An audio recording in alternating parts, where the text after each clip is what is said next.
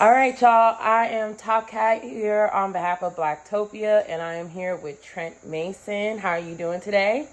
I'm doing great. I'm doing good. It's a good day today, and my album just dropped. The album is called Bags: A Cautionary Tale, and it's a cautionary tale. It's a story from beginning to end, and the inspiration is about a lot of people these days. Like I feel like this generation is trying to chase money and success and fame more than they care about the actual like craft of what they're doing. Yeah. And it's about the ups and downs of that. Right now, it's on a website called Even.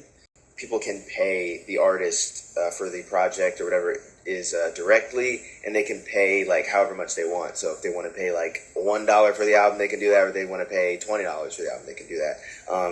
So you can get it early access now on Even, and then it will be on all platforms in a few weeks. So, if someone has never heard of Trent Mason before, what is your go-to song to play for them first, and why? Well, I have two different ones depending on like where people are finding me from. So, say if it's like I want to hear a rap song, or you're a rapper, let me hear a rap song. I'd probably play Split the Bill. Girl, I know I just met you, and you're probably used to getting a big wagyu, but it's better if we order off the kids' menu, and some water sounds good. Let's get that too. I don't make a lot of. Which is a song that I have. I think it's a really good song. It's vibey. It's you can listen to it without even like paying attention to anything. But if you do pay attention, it's like, oh wow, this is good. This is good. It's funny. It's got a little bit of a comedic vibe. So you see how I also do stand-up comedy. Now a lot of people find me from stand-up comedy and stand-up comedy shows. So if they ask for something, like I have the song that's like doing well on like socials right now, called Gangster on the Inside. Just because I'm wearing glasses, it don't mean that I couldn't whoop y'all asses. Just because I smile, it don't mean that this nigga's not a savage. I hate that what I feel like on the inside doesn't match the outside. If they wanna find out, you can catch me outside. My look on the outside doesn't show my inside anger. It's like I'm transgender, but instead I'm trans gangster. Fuck, wait. That song is like a completely comedy song, but it also shows you that he raps. Like, oh, he can actually make music. So, if you had a choice between focusing more on being lyrical or comedic, or if there's even a choice, what is your go-to? If you're expecting rapping and it's like that's where it's in a rap album, I'm gonna prioritize lyrics and rap and the music. But on the stage, obviously doing stand-up comedy, you're expecting jokes. You're expecting for it to be funny. So I'm gonna prioritize, is this funny? For me, I love both so much that I never want to like diminish one side to make the other side better. Like, yeah. I don't want it to just be funny or just be a good rap. Like, I care about both so much that I want them to be both. Yeah. Like, you got to have a nice balance. Exactly. So, but I'll do more or less, like what the priority is, depending on the environment. We found you on Instagram, right?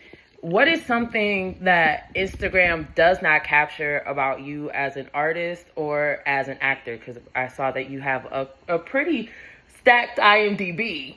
So, thank you. Yeah, I mean, with Instagram, a lot of people are discovering me from the Gangster on the Inside video right now, and I'm glad that shows the comedy and the music side, but it doesn't necessarily show the acting side, which is also something I'm very passionate about. So you're an actor, you're a rapper, and you're in the same vein as like Childish Gambino or Drake or Will Smith, Queen Latifah. You come from a long line of rappers and actors. Do you feel like there's a stigma, or that there is something or a hurdle that you have to overcome from being an actor or a rapper because you do both? Yes, I mean, there's luckily Drake, Childish Gambino, Will Smith, they paved a lane to where people can see in their minds that, oh, you can be good and passionate about multiple things at once. But I imagine for them, as it has been a little difficult for me, just like people wrapping their minds around like, well, which one do you like better? Or like, which one do you really want to do? Like, I really want to do all three of these things. Like, it's not it's not even like ambition. Like I don't want to just do it just because like I want to accomplish this and accomplish this. It's like a primal need. Like I need to be on stage and do comedy. I need to act. I need to write music. Like I do it in a vacuum if no one was watching. Let's talk about your acting career so far. You've been in The Upshaws, Snowfall, The Lincoln Lawyer. Is there a specific role that was more challenging? Is there a role that you would prefer more than the other? Was one more challenging than another? I love drama. I love drama. Like I love dramatic acting. My favorite actors. I love like Denzel, and I love like when it comes to acting. I don't just want to do comedy stuff. Now I love doing comedy as well, and you know that's my bread and butter. I love these serious actors, and so I love doing that. So doing The Lincoln Lawyer, it was a small role, but like really fun to like just play with everyone there. But I also had so much fun doing The Upshaws with Mike Epps and the scenes I got to do. I got to rap in that show. Right. My mixtape.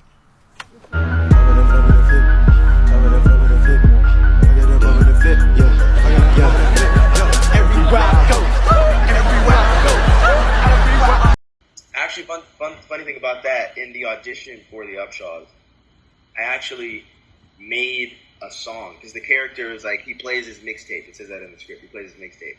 And obviously they didn't give me a mixtape to play. And I was like, well, I make music. I'm just going to make a quick song really quick to play in the audition. So I actually made a song that I played in the audition. I think they really liked that, and that's probably what got me the role. Snowfall is also really fun. It's a dream. That was a dream come true. Like, I literally came out here. Identity School of Acting is the same school that Damson Idris trained at. So I wanted to go to that school because my brother and my dad had watched Snowfall, and they were like, he's the best actor. Like, he's so good. And I agreed, and I watched the show, and I was like, I got to train where he trained. Like, I got to see where. I looked it up, Identity School of Acting. There's a London school, and there's an LA branch. So I auditioned and got into the LA branch, and a year to the date, the episode came out. And so I came out to literally be as good as Damson Idris, and I got to work in a project with him. So if you had a choice between like your dream job or dream director to work with, who's like top of the list? Jordan Peele. Mm-hmm. Also, besides just directing, I think he is one of the best actors I've ever seen. I'm obsessed with Jordan Peele's acting. He's incredible. Like, he's one of the best ever. I think he's underrated as an actor and perfectly rated as a director. Everyone thinks he's amazing. Yeah, I don't think a lot of people give him credit as an actor. You know, we're so in love with him as a director and as a screenwriter that we forget, like, we are introduced to him as a comedic actor. Exactly. And I think there's a stigma around that too, like just comedic performances for some reason aren't taken as seriously in terms of the amount of work that it takes. Just like, oh, if I'm laughing at it, it must not be as good as this performance I'm crying at. And I'm like, that doesn't make a difference. They're doing the same job. And sometimes I think a lot of actors say comedy is a lot more difficult than dramatic acting is. So yeah, I think he's just incredible. Jordan Peele, top on the list, but I want to say a couple others. There's Safdie brothers. Ooh. They directed like Uncut Gems, Marty Supreme, The Smashing Machine. Oh, I love actor directors. So Benny Safdie, who's one of the Safdie brothers, is also an incredible actor. He's in the Odyssey movie that just came out.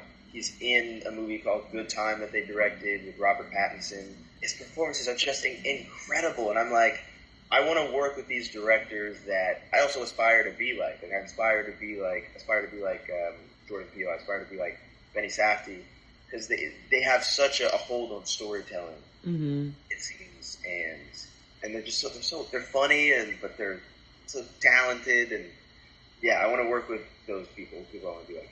It sounds like you're someone who doesn't like to be pigeonholed by one thing. You like to be challenged by various different outlets or genres. Yes, I it's not, it's, I don't think it's even less of like, I don't like to be pigeonholed, and just like, I have to do these things. Mm-hmm. There are some things, I think pigeonholing is sometimes necessary, sometimes a good idea. There's some things that I could do, or that I might be good at, that I should not be doing. Like, that I should not be spending my time and focus on. But there are some things that I just have to do. Like, mm-hmm. I have to write songs. I can't not do it. So it's like, whether you want to pigeonhole me or not, it's like, I can't be pigeonholed. I can't be. I just have to do these things. Speaking of writing songs, what is your creative process? Do you need to hear a beat first? Do lyrics just pop up in your head? I always start with a beat first. Yeah, I always start with a beat first. I need a beat to inspire me, and sometimes the beats, it could be a great beat, but like if it doesn't just like spark something in me, then I can't write to it. So I usually listen to a lot of beats, and after like 50 beats, one of them will be like, mm-hmm. I have an idea, or just like a line will come up in my head, and then I'll just try to continue off that. I usually need like a concept, like I want this song to be about this, and the first line usually sparks that. I think about it the same way I think of like writing scripts. Mm-hmm. What's the concept of the script? What's like going to happen by the end, or what is the character, being me or whatever I'm writing about at the time? What will they learn by the end of this? So yeah, I like to have the beat first, then a concept, then I can write the rest of the song. So when it comes to the album that you just put out, what was like the catalyst of, this is the direction that I'm going with the album, these are the perfect songs that I chose, I know that this is the complete product? I think these songs, the first catalyst was, what song do I feel like are like my favorites? Yeah, so thinking about like, what songs do I think people like will have the crowd please? Like, what songs have you played on the radio? And people are just like, oh, who's this guy? This is a good song. So I wanted to put all of those of my best, most creative, I just wanted to put these songs together, and through that, putting like the order and like adding some other elements, I found that a lot of the songs were connected. Like they could be connected and told in a story if arranged in the right way. And I have some skits in the album with Tony Rock doing skits. Shout out Tony Rock. Nice. And I was just like, I want to make this a story, and a lot of them were connected. I mean, I think it's just because it's me writing it, so of course there's going to be some connection to all the songs, because I guess maybe I'm the connection between all the songs. Do you have a favorite song off of the album? Like, you just automatically got to play this over and over again? Right now, I mean, it's changed a couple times. One song has changed. There's a song called Change on there, and I really like that. I think that's probably the best song on the album. But right now, I've been playing Fashion Week a lot. Mm-hmm. I think crowd favorites, though, like what the audience might like the most, are Split the Bill and Polly. Favorite producer? There are a lot out there. Well, there's a producer that produced 3 of the songs on my album. His name is Sapture. He is a YouTube beat guy. Like, he makes beats on YouTube. Mm-hmm. That's how I found a lot of his beats.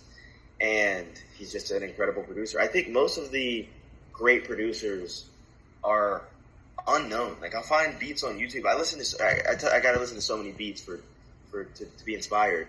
So a lot of them I find on YouTube. And there's just so many. It'll have like 2 views or like 100 views, mm-hmm. and it'll be the best beat I've ever heard. I'm like, it's just a random guy, like a random person. I'm like, there's so many people who are so talented, and I guess this goes for everything, not just producers, but who just people have no idea about.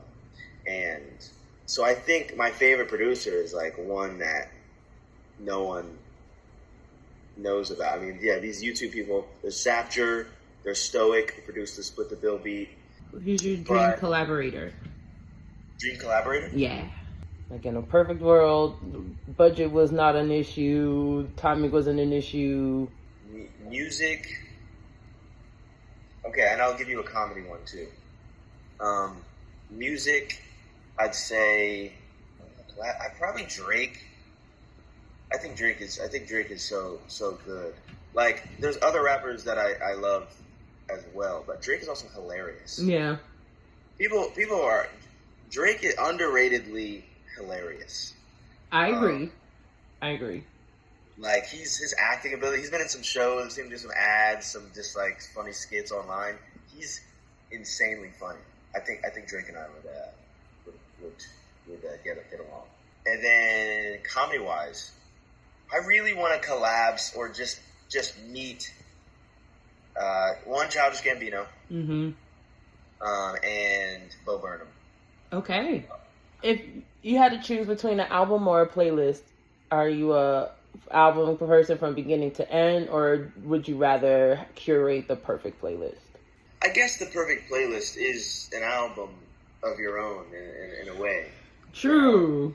You're creating your own, like, all right, this is the vibe I want to feel, which an album should have that same effect. So I think probably a playlist person. But I want people who's going to listen to this album, listen to it from beginning to end, start to finish, in order. Like, it's a story from beginning to end, so all the songs, like, in the order are important. After you do that, then you can listen in whatever order the songs are. They're good songs as well. But yeah, I should say album. I'm an album guy. Favorite city to perform in? I haven't performed many places. Just LA and Vegas and San Diego, and I mean, I guess LA right now, but I haven't been anywhere other than. Where would you like to go then? Oh, I plan on going everywhere. I want to go to New York. I want to see what that's like.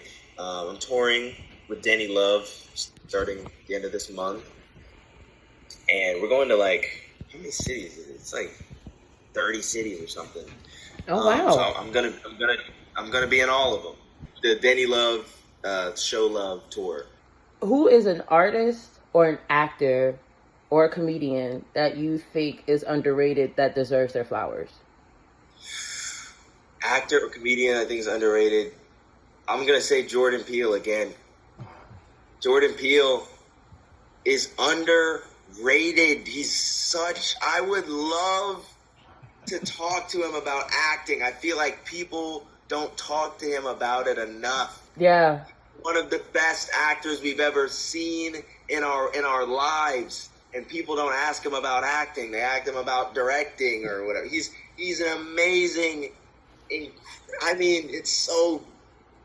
I mean, I watch. I'm talking about from Key and Peele. I see, like, just so many different elements in his performance of just, like, the subtlety with the specificity and character and intention and intensity, and it's interesting to watch. It's not, sometimes you can have all of that but just be boring. Like, if he's incredibly captivating, and yeah, he's so Jordan Peele, most underrated actor. Now, the name of one of our pages is Where the Aux, and I wanted to know, is there a song or an artist that if anybody played, you would automatically strip them of their aux privileges? Like, what would get their aux privileges revoked? Okay. And I'll say this, because this is also a dangerous question to ask someone who's in the music business. People, whoever it is, might hear it and be like, oh, this guy doesn't like me. If anyone plays, I have a friend who plays, there's this rapper named Dax. And I'm saying this out loud because he's no threat to me. Right. If he wanted beef, it'd be a breeze. Because he's terrible at music. He might be a great guy, and, you know, I hope he is. But and no disrespect towards him as a person, but Right. his music is terrible. And if anyone played his music, I would think they themselves have terrible taste in music. So I take the aux immediately. Yeah, we are the aux. You can't have the aux. You can't. No. First off, thank you for that honesty, because you're right, that is a dangerous question. Yeah. But my last question for you is, when people hear the name Trent Mason 5 years from now, what is the experience that you want for them to have? Where do you see yourself in 5 years? I see myself maybe in 5 years being known for the acting, the comedy, and the music. Not in that order specifically. But eventually the overall goal is I want to be like the greatest entertainer of all time, because I want to be like the best at each of these things. Like, yeah. I don't want to be just like kind of good at acting and like really good at music or middle ground comedy. Like, I want to be the best comedian or the best actor, the best, like, at the same time. And I want to figure out a way, as I am like figuring out a way to incorporate all of them together in any chance. I just want to be able to, even less than people knowing what's up, I just want to be able to continue to do what I'm doing. Like, what makes me so happy is just, like, I'm going on tour soon, is like, I'm happy not at the fact that I'm going on tour, but that I get to perform in multiple different cities and do shows consistently. Like, absolutely. I just like being on stage and doing what I do. So yeah, I want to just continue to do more of that. And yeah. Well, I thank you so much for your time. Thank you so much. If there's anything that you want to plug, how can people find you? Where are the next events that you're popping up at? This is your time. You have the floor. Okay, thank you very much. Thank you very much, Black Cat. I am going to be on tour with Danny Love, the Show Love Tour. You can find everything I'm doing on my Instagram. Right now, my Instagram is like my website. Everything I'm doing is on there. The show dates, the new albums, the comedy, all of it is on my Instagram, which is Trent TTT. It's Trent with 3 T's. Or you can just type in Trent Mason. You'll find it. But yeah, so I'm just going on tour, and the acting stuff, some new acting stuff coming out soon, and a movie coming out in the fall. It's called Hope, and I'll be posting about. The stuff isn't out yet, but in the fall, I'll start posting stuff. Okay. And then the album out, I dropped yesterday. I'm on Even right now. It'll be on all platforms in a couple of weeks, but you can get it right now. It's called Bags, Cautionary Tale. It is the best thing I've ever made. So it's an audio movie. Please go listen to it. Thank you so much. I hope that you enjoy the rest of your day. Make sure that you follow him on all platforms and support the album. Yes. Thank you again.